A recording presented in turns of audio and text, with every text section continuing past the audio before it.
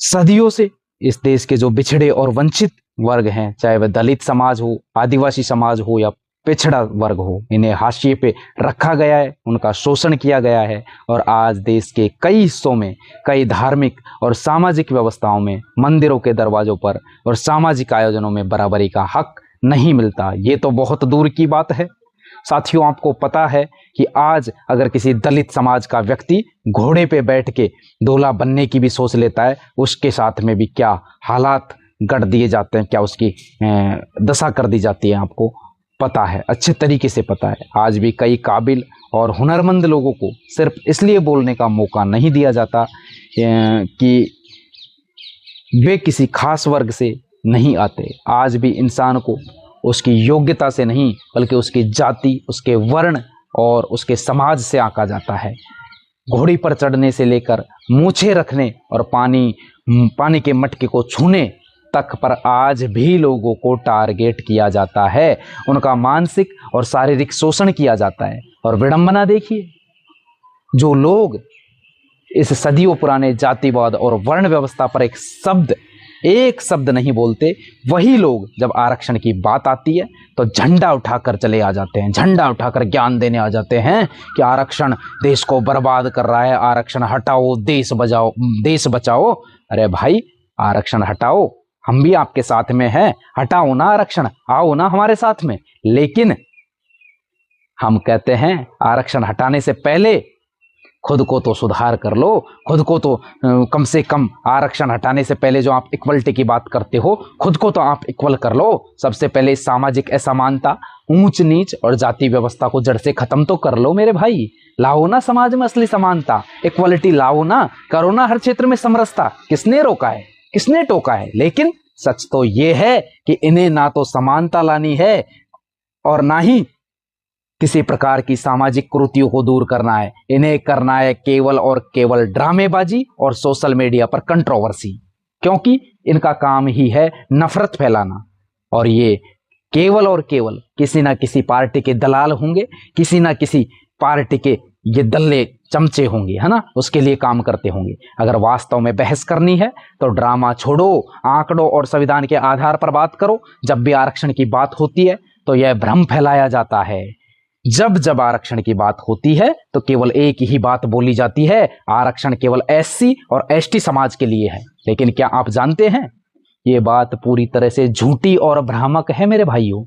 सच तो ये है कि आरक्षण किसी एक वर्ग की जागीर नहीं है, बल्कि पूरे भारतीय समाज को दिया गया एक प्रतिनिधित्व और संवैधानिक सुरक्षा का ढांचा है। अब आप कहोगे ये कैसे? मैं बता देता हूं, आपको आंकड़े दिखाऊंगा और आपको सबूत भी साथ साथ देता चलूंगा। सबसे पहले हम बात कर लेते हैं अनुसूचित जाति यानी कि एससी वर्ग की, और अनुसूचित जनजाति एसटी वर्ग की। इन्हें संविधान के तहत इनकी आबादी के अनुपात में 15% एससी को और 7.5% आरक्षण एसटी को मिला हुआ है। यह कोई दान या दया नहीं है मेरे भाइयों, बल्कि वर्ण व्यवस्था और जाति के नाम पर सदियों से झेले गए सामाजिक बहिष्कार का संवैधानिक प्रायश्चित है और करना पड़ेगा, क्योंकि कई पीढ़ियां नहीं, कई युग बीत गए। उस कर्ण को भी याद करो जिसने सामाजिक परिवर्तन के लिए लड़ाइयां लड़ी थी, और आज भी ऐसे लोग दबे कुचले सहमे न जाने कौन कौन सी यातनाएं झेल रहे हैं। आप जाओ पश्चिम राजस्थान की बात कर लो, पूरे भारतवर्ष की बात कर रहा हूं मैं, लेकिन पश्चिम राजस्थान में मैंने उदाहरण देखा है। आप जाति बताओ, आप एससी या एसटी से बिलोंग करते हैं, आपको रूम नहीं मिलेगा मेरे भाइयों, हकीकत है ये। हम बात कर लेते हैं ओबीसी वर्ग की। मंडल आयोग के बाद देश की आधी से ज्यादा जो आबादी है उसका प्रतिनिधित्व करने वाले ओबीसी समाज के लिए 27% आरक्षण तय किया गया है, ताकि यह बिछड़ा हुआ वर्ग, जो अदर बैकवर्ड वर्ग हम जिसे बोल देते हैं, वो भी शासन और प्रशासन की मुख्य धारा में आ सके। आर्थिक रूप से कमजोर वर्ग, जिसे हम सामान्य वर्ग ईडब्ल्यूएस की बात करते हैं, 2019 में 103वें संविधान संशोधन के द्वारा सामान्य वर्ग के गरीब परिवार को भी 10% आरक्षण मिला था। अब मिर्चियां किसके लग रही है, दर्द किसको हो रहा है, दुख किसको हो रहा है? जो सब चीज से संपन्न तो है, मतलब कि सारी चीजें मिली हुई है, लेकिन दिक्कत है एसटी और एससी के आरक्षण से। उससे भी उन्हें दिक्कत नहीं है, उन्हें तो केवल और केवल कंट्रोवर्सी चाहिए, ड्रामाबाजी चाहिए, समाज का तोड़फोड़ चाहिए। समांतर क्षैतिज आरक्षण की भी बात करें ना हम मेरे भाई, तो इसके लिए भी हमारे दिव्यांग भाई बहन जो होते हैं उनको 4% आरक्षण, पूर्व सैनिकों को विशेष कोटा और महिलाओं को 30 से 33% आरक्षण मिला हुआ है। ये क्यों मिला है? क्यों मिला है?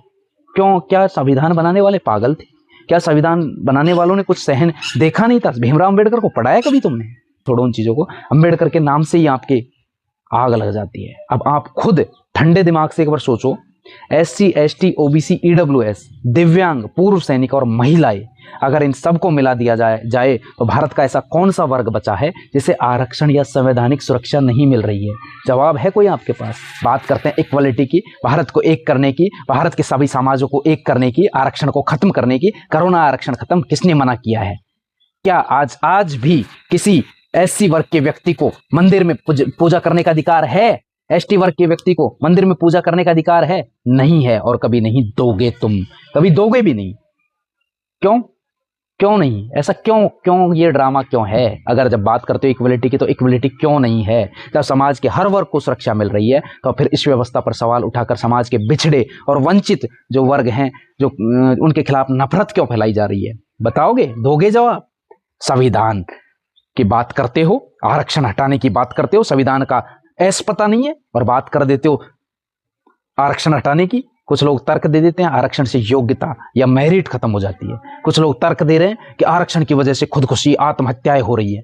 अरे तुम्हारे, लेकिन तुम एक बार एक बात सोचो, जिस वर्ग के हाथों में पीढ़ियों से, बहुत पीढ़ियों से, मतलब कि युगों से अशिक्षा, संसाधनों की कमी और सामाजिक भेदभाव की बेड़ियां बांधी गई हो, जब तक आप उस पिछड़े हुए वर्ग को आगे लाने का अवसर नहीं दोगे, तो उसकी योग्यता कैसे साबित होगी?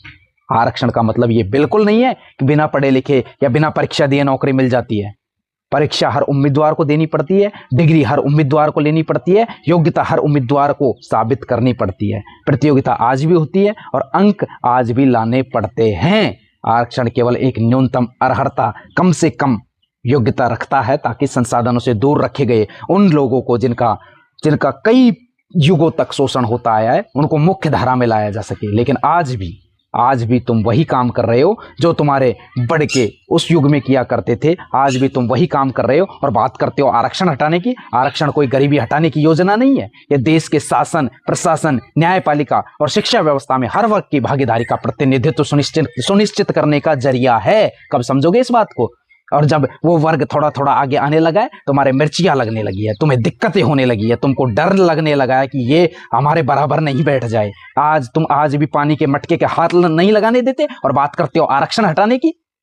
इसलिए जो लोग केवल ड्रामा करके, जातियों में बांटकर और कंट्रोवर्सी बनाकर इस देश का माहौल खराब करना चाहते हैं, उनसे सवाल करो।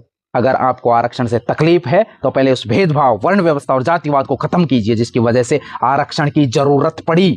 सोचो एक बार, क्यों जरूरत पड़ी आरक्षण की? क्या वजह थी कि आरक्षण लागू करना पड़ा? क्यों सोचना पड़ा भीमराव अंबेडकर जैसे संविधान बनाने वाले व्यक्तियों को? क्यों सोचना पड़ा इस, और क्यों अग्रसर होना पड़ा कि देश के लोगों को, देश के समाजों को आरक्षण की जरूरत है? क्या था इसकी वजह, क्या थी? क्यों सोचा है कभी? भारत को नफरत और कंट्रोवर्सी नहीं, बल्कि संवाद और न्याय चाहिए, इस बात का ध्यान रखना। और सबसे बढ़कर हमें ऐसा समाज चाहिए जहां किसी की पहचान उसकी जाति, वर्ण या जन्म से नहीं, बल्कि उसकी मेहनत और कर्म से हो। जिस दिन ऐसा होने लग जाए, बात कर लेना आरक्षण हटाने की। नहीं तो जब तक के लिए मौन रहो, फायदा इसी में है, फायदा इसी में है। धन्यवाद साथियों, नमस्कार। अगर मेरी बात आपको अच्छी लग रही है तो जो व्यक्ति आरक्षण के पक्ष में है, वीडियो को शेयर करो और जब जहां जैसा मौका लगे इनसे सवाल करो। जय हिंद साथियों।